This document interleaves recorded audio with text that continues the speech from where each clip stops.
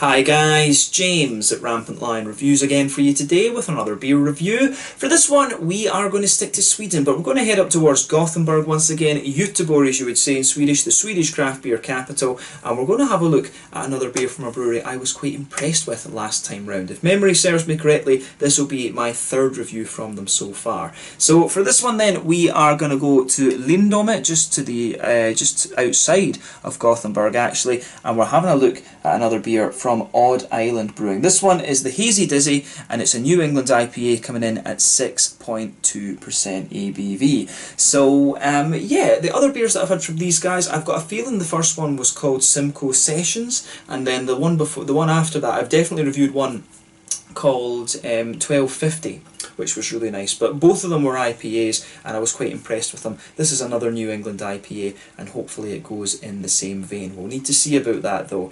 So this beer was released on the 3rd of March 2020 through the local and småskaligt assortment, through Systembolaget here in Sweden. This is a brewery that's getting a good bit of recognition these days, and as I said, I was impressed with the other beers I had from them. So we'll see how we get on with this one, and I hope that you guys enjoy my take on this beer as well. So anyway, as is usual with my reviews then, I'll tell you a little bit about the brewery before we taste the beer. If you want to get straight to the tasting, just fast forward. All the usual links are in the description below. That's the brewery website, the link to my other reviews that I've done from Island Brewing before. No doubt there will be some more at some point in the near future. There's all the usual social media down there as well. If you want to see more reviews, do please consider subscribing to the channel. The whole channel of course has a geography based tagging system, so you can go into the homepage and search for beer based on country, city, state, county, prefecture, whatever it is you happen to be interested in. Do check out the playlist of beers from different countries. There is one there for all the Swedish beers that I've reviewed for you. That's constantly being added to, and as always, please do get in touch and let me know some of the other beers and breweries that you guys would like to see me review. It's always great to hear from you guys that are watching the videos, and the support that you show the channel is hugely appreciated. So anyway, to tell you a little bit about Island Brewing then, on to my brewery notes. So Island Brewing, as I've told you before, was founded back in 2016 by Daniel Svensson, who played the drums in the band In Flames until 2015, and he was joined soon after by Peter Evers, who was the bassist in In Flames until 2016. So Daniel mainly works on the brewing side of things, while Peter deals with the sales, and he also has a restaurant in Gothenburg called 2112, which is supposed to be quite nice. I'll need to make sure I check that out the next time that I'm there. But the brewery was originally founded in Fjärås, near Kungsbacka to the south of Gothenburg, and their first beers entered Systembolaget in 2016. They started off with a very small 500 litre brewery, and quite recently, I think it was in summer 2019 if I remember correctly, they moved to Lindome to have a brewery with a 2,000 litre system, which will give them a maximum brewing capacity of 340,000 litres of beer per year, and they'll also have the ability to brew some sour beers there as well, but we haven't seen any sour beers from these guys yet as far as I know. Do correct me on that in the comment section below if I'm wrong there. But they also now have a bar in the brewery, which has just recently been remodelled. It actually opens the week that I'm filming this review for you. You'll see this beer review in like a week or two, something like that. But they have recently remodelled their bar as of March 2020, and again as of March 2020 these guys have produced 60 different beers according to Untappd. So yeah, let's see how we get on with this one then. That's all you really need to know about Island Brewing for the moment. There's a good few breweries actually in the Gothenburg area that have been started up by musicians. It's Microphone Brewery, which is now known as Duck Pond Brewery actually, who was also found. What was the guy's name? Was it Niklas Sarcevich or something like that? He was in he's in a couple of the kind of punk bands, I think they were actually. So yeah, there's a good few musicians here in Sweden getting involved in the brewing scene now. So yeah, check that brewery out as well. Check out Duck Pond Brewing. They've got some nice beers, and the Microphone beers before that were really quite nice too. But let's get on and have a taste of this one then. So I'll just let you have a little look at the artwork of this one before we open it up. There you can see it is pretty similar to what we've seen from Island Brewing before. They've got quite a distinctive style there. It says on the side here, our lives as musicians have taken us around the globe a few laps, and we've tried a beer or two along the way. This is our version of what a good quality beer should taste like. A beer for everyone. Daniel Svensson, and Peter Evers. So yeah, kind of cool actually. So cool to have a beer from a band, from one of the big metal bands actually. You know, In Flames are all, it's melodic death metal, basically, I think you call them, and you know, it's also Amon Amarth that are into that, but they're more kind of melodic folk death metal, I guess you could say. So yeah, let's get this guy out then and we'll get on with the tasting. This beer, I want to say this one cost about 35 crowns, so £3 British, maybe €4, something like that. But yeah, let's get it out and into the glass. And I'll tell you straight away, when you open this one up, you get some really nice kind of fruity aromas coming out of it actually. So I like how this one goes together. So yeah, let's take a closer look at that aroma in a minute and see how we get on. But yeah, you can see this beer's poured a lovely kind of bright yellow colour. If I shine the light through that, this is definitely one of the more yellow New England IPAs that you're going to come across. One or two big bubbles sticking towards the side of the glass, a few little ones moving up towards the bottom of that head there, and the head incidentally is about 1.5 fingers of a frothy, I would say kind of cream coloured head. This one, it looks very nice. It looks a little bit cream in the middle, but it looks kind of white otherwise. I don't think it's perfect white though, we'll say off-white head for this one. But yeah, it looks really nice. So nothing overly surprising about this one. You can see, if I put my fingers behind the glass there, it is pretty damn hazy, which is what you expect from a New England IPA. So let's look at that aroma then and see how we get on. So yeah, straight away with this one, and you can smell it when you open up the can as well. There's a lovely kind of light tropical juicy fruit to this one. It's very soft actually in that sense.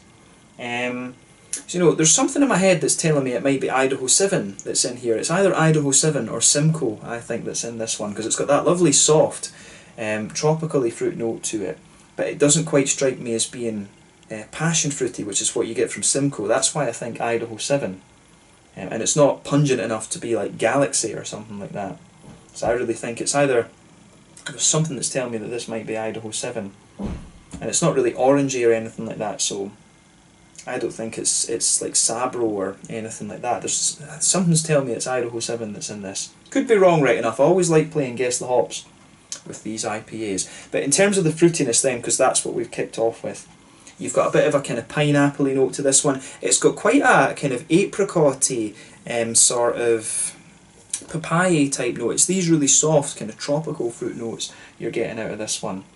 There might be a wee touch of a stronger passion fruity note to it, but to be honest, that's quite minimal compared to the lighter fruits. I don't know if I want to say there's mango in this one. I'm not sure about that actually, but definitely could be a bit of mango in there. There is a wee bit of a stronger passion fruity note at the back. It could be Simcoe and Idaho 7 that's in this right enough. If memory serves me correctly, these guys really like Simcoe, so I wouldn't be surprised if there is a bit of Simcoe in here, to be honest. Just from my prior knowledge of the brewery. Wouldn't really be basing that on evidence of this beer. But yeah, lovely. You do get that darker kind of passion fruity note in there, but it comes across as almost quite soft and milky, and that is one of the traits of Simcoe compared to like Galaxy or some of the other ones. But yeah, a little bit of papaya, a little bit of that kind of apricot-y note as well. I don't know, I wouldn't say there's pineapple or anything. There's maybe a wee touch of a slightly, there's maybe a wee kind of gooseberry-ish note to this as well, to be honest with you, which could indicate Citra. Right enough, you do get a little bit of a gooseberry-ish note from Citra. Nelson Sauvin can sometimes give you that, but that's more of a kind of green grapey thing. I don't think there's Nelson Sauvin in here. It'd be a lot more obvious if there was. But yeah, lovely, soft, tropical, fruity notes. In terms of the green side of the hops, I would say this one really leans more towards the grassy side of things. If you take the aroma in a bit more deeply, you will get some nice floral aromaticity out of the beer.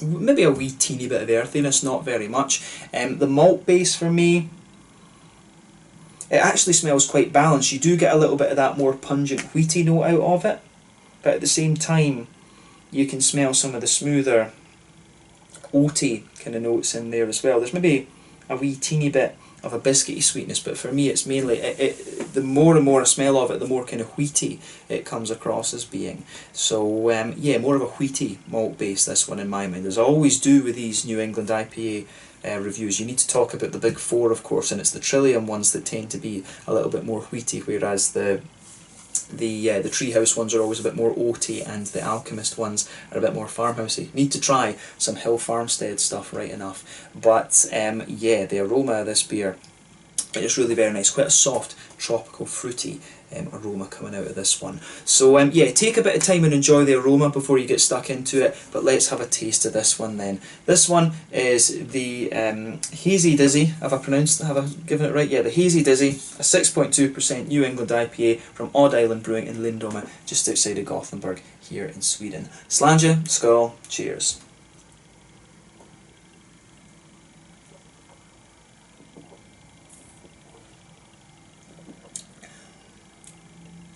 That's really nice, actually. I mean, I've got a feel. I mean, I'm tempted to say on the first taste that's the nicest beer that I've had from them so far. And it's not that there was anything wrong with the other ones that I've tried, but this one it sort of just strikes me a bit more, to be honest with you. And that's always going to happen with these breweries. As they go on, they're going to get better and better at brewing. It's just, you know, the inherent nature of being in the trade, if you like. But this is a nice New England IPA. First impression of it is that it's very drinkable. That's the first thing I would say about this one.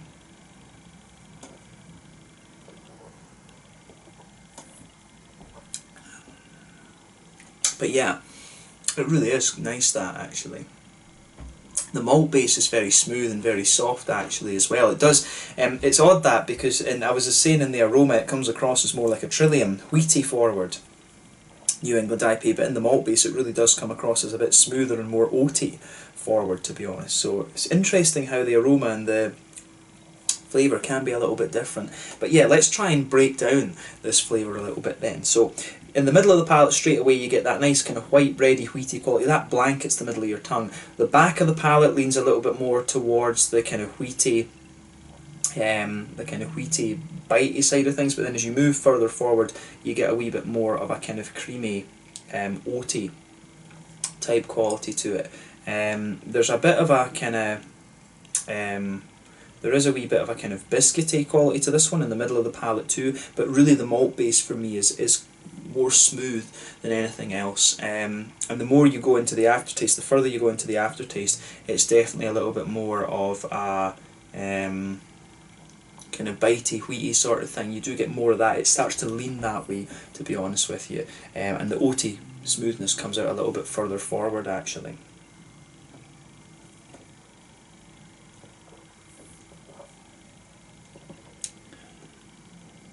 But yeah, I really like how that goes together. The way the malt base complements the fruits in this is quite nice, actually. This one, it does lean a little bit more towards those darker kind of tropical fruits in a way, but the softer ones that I was talking about in the aroma, they come out a little bit later on as well. On the hoppy side of things then, back corners of the palate, there is a teeny bit of earthiness there. As you move further forward along the side of the tongue, it's got a little bit more of a kind of floral aromaticity to it. Then round the front curve of the palate, it's just that little bit lighter and more grassy. Behind the front curve of the tongue, that's where you get that nice oily bubble where the juicy, fruity esters start to push their way out of the beer. So for me, this one, it is a little bit different from the aroma. It's the same kind of fruits, but it's a little bit stronger. It makes me doubt what I was saying about my guess the hops, basically.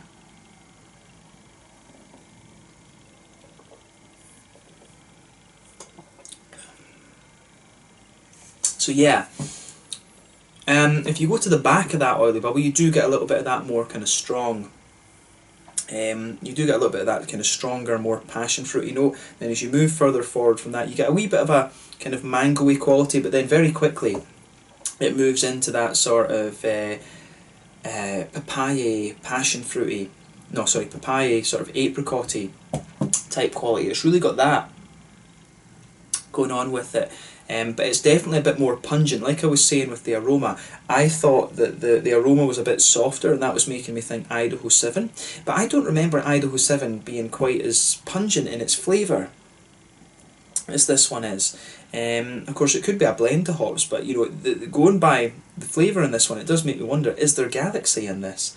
It could well be, right enough.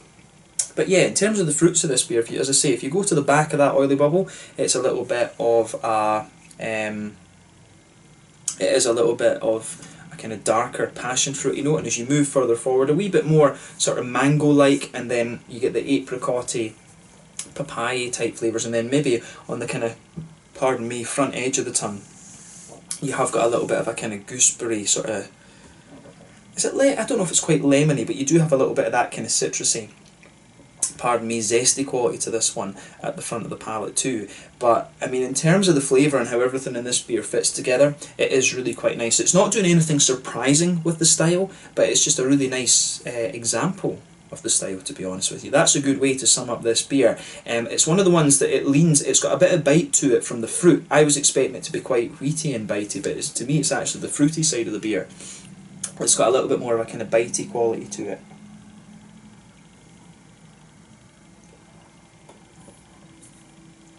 So yeah, I would stick with that. It's a really nice kind of easy, sessionable beer, this one, just with a little bit of a fruity bite, and it's got a lovely aftertaste in it as well, I would say. This one gets a thumbs up from me. Wouldn't hesitate to drink this one again, actually. This one, as I say, it struck me a little bit more than some of the other ones. It's still got that, I remember these beers as being quite sort of soft and drinkable, and it still has that vibe to it, but I think this one has a little bit more bite or zip or something to it. I can't quite put my finger on it, but I think this one has struck me a little bit more than some of the other ones that I've had from them, but that's not to say there's anything wrong with the 1250 or the other beers that I've had from them, the Simcoe Sessions and things. It's just another very nice IPA. I'd be curious to try some other styles from these guys. It'd be cool if they did like a West Coast IPA, but I think they are mainly focusing on these sort of hazy New England side of things. I'll need to have a look at the different beers that they do and see if I can review a different style or something like that, because that's 3 hazy IPAs I've had from them now, and you always want to try something a little bit different, like I say. But if you enjoy this style, I think you will enjoy this one, and it's this is a solid beer within that style category, let's say that. So in terms of the mouthfeel then, I'd say this is a fairly mid-bodied beer.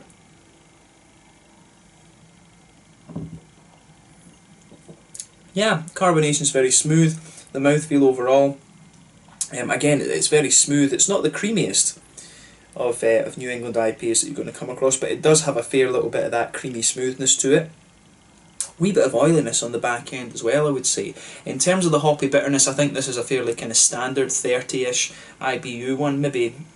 I would say 30 IBUs with this beer. The middle of your palate is really smooth and kind of thick and gets a little bit more creamy. There's a wee touch of sweetness in there and some nice sort of juicier sweetness to this beer, juicy fruitiness to this beer rather too. But overall, it's another very nice example of a New England IPA, and that's kind of what we've become accustomed to with Odd Island Brewing. So yeah, thumbs up to them once again. Like I say, I want my next review from these guys to be a different style, but if they are, I'll need to see what they're releasing. They are fairly prolific, as I say, 60 different beers they've released so far, so we'll just see what comes out from them over the next little while. But definitely cool to revisit these guys after what I think has been a good few months actually. So yeah, let's leave it at that for this one. This one is the Hazie Dizzie, another very nice hazy New England IPA, whatever you want to call it, from Odd Island Brewing just outside of Gothenburg. Been cool to return to these guys, and I hope that you've enjoyed my take on this beer. Have a go at this one if you like a kind of fruity, bitey New England IPA. That's where on the spectrum this one really starts to lean.